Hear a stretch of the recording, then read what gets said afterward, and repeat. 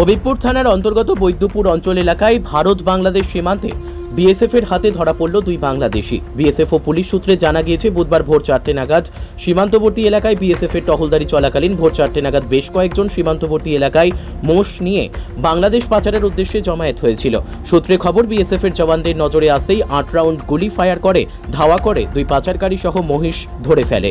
ওই দুই পাচারকারীকে বিকেল নাগাদ হবিবপুর থানার পুলিশের হাতে তুলে দেওয়া হয় বলে পুলিশ সূত্রে জানা গিয়েছে।